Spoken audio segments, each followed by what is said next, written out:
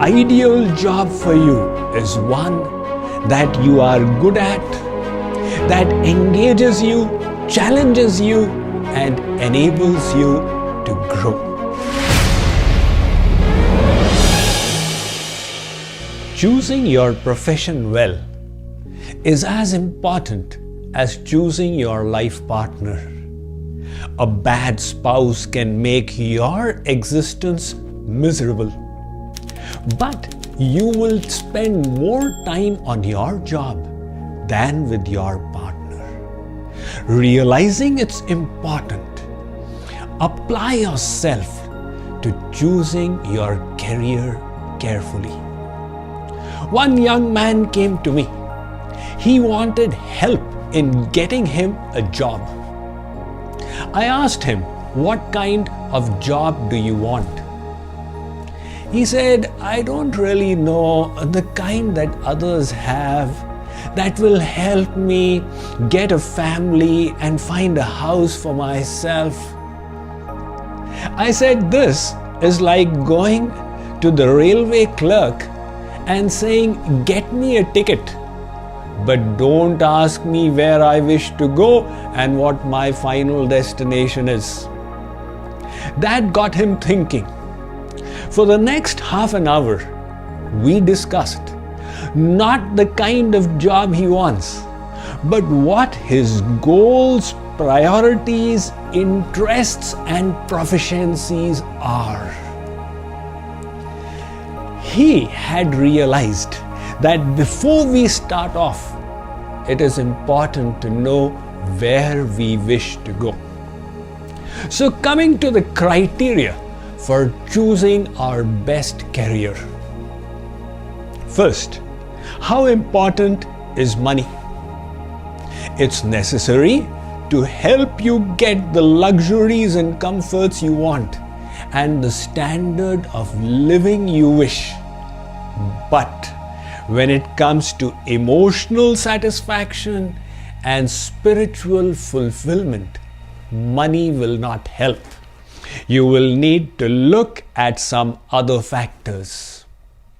So, next point, your job must be engaging.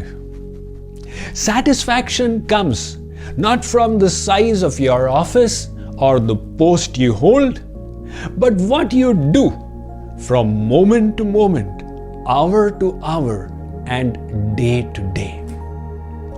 If your job is interesting, it engages you and helps you get into a state of flow. Next, there must be opportunities to grow, to learn, and to improve.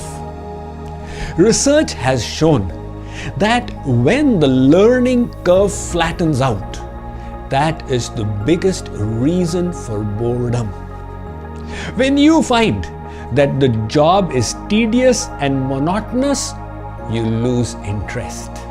So a good job must be replete with opportunities to learn new skills, develop new talents, and grow yourself as a person.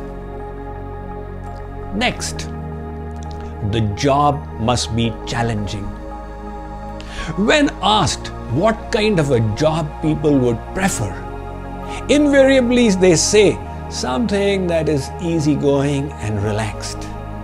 But experience shows that job satisfaction comes when you take a difficult task and accomplish it. That is why your work should enable you, should push you to go beyond your comfort zone. If you go too far out, it becomes stressful and agonizing. It should be just so much more that engages you. Next, it should be a work that you are good at. For when it matches your proficiency, you will be able to choose the job of your choice.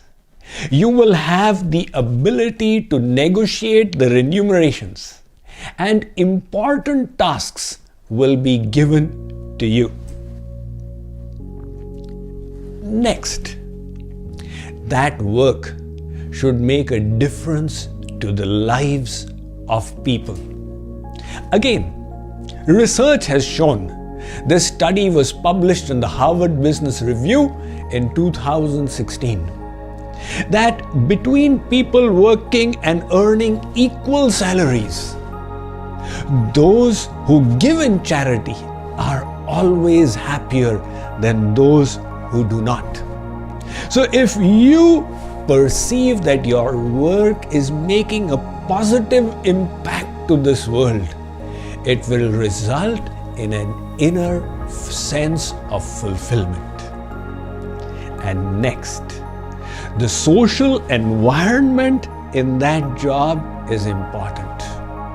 Again, experience shows people quit jobs mainly because they cannot get along with their bosses. So when there is a positive, supporting social environment, that becomes a big plus factor in job fulfillment. So in this way, the ideal job for you is one that you are good at, that engages you, challenges you, and enables you to grow. Finally, remember, you will be spending 1/3 of your life on your job. On the average, people work for 8 hours a day, 5 days a week, 50 weeks a year, which means over a career between 25 to 65 years of age, they work for 80,000 hours. So, choose your career carefully. You will be spending a lot of your time on it.